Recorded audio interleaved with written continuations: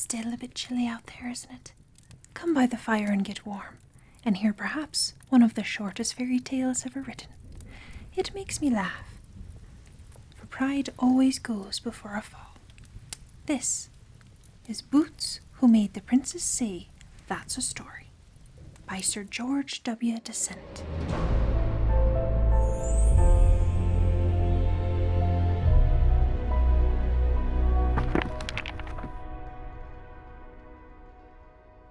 Once upon a time there was a king who had a daughter, and she was such a dreadful storyteller that the like of her was not to be found far or near. So the king gave out that if anyone could tell such a string of lies as would get her to say, "That's a story," he should have her to wife and half the kingdom besides. Well, many came, as you may fancy, to try their luck, for everyone would have been very glad to have the princess, to say nothing of the kingdom. But they all cut a sorry figure, for the princess was so given to storytelling that all their lies went in one ear and out of the other.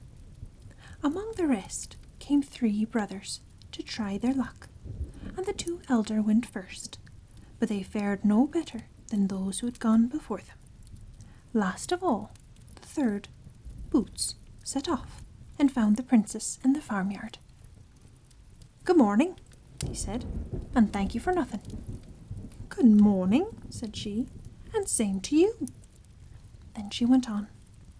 "You haven't such a fine farmyard as ours, I'll be bound, for when 2 shepherds stand, one at each end of it, and blow their ram's horns, the one can't hear the other."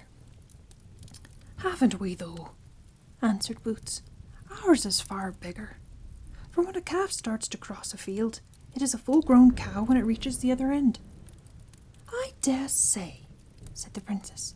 "Well, but you haven't such a big ox after all, as ours yonder, for when 2 men sit, one on each horn, they can't touch each other with a 20-foot rule." "Stuff!" said Boots. "Is that all? Why, we have an ox who is so big that when 2 men sit, one on each horn, and each blows his great mountain trumpet, they can't hear one another." "I dare say," said the princess. "But you haven't so much milk as we, I'll be bound, for we milk our cows into great pails and carry them indoors and empty them into great tubs, and so we make great cheeses." "Oh, you do you?" said Boots. "Well, we milk ours into great tubs, and then we put them in carts and drive them indoors, and then we turn them out into great brewing vats, and so we make cheeses as big as a great house. We had, too, a dun mare to tread the cheese well together when it was making, but once she tumbled down into the cheese, and we lost her. And after we had eaten at this cheese 7 years, we came upon a great dun mare, alive and kicking. Well, once after that, I was going to drive this mare to the mill, and her backbone snapped in 2. But I wasn't put out, not I, for I took a spruce sapling and put it into her for a backbone, and she had no other backbone all the while we had her. But the sapling grew up into such a tall tree that I climbed right up to the sky by it, and when I got there, I saw a lady sitting and spinning the foam of the sea into pig's bristles ropes. But just then the spruce fir broke short off, and I couldn't get down again. So the lady let me down by one of the ropes, and down I slipped, straight into a fox's hole, and who should sit there but my mother and your father, cobbling shoes.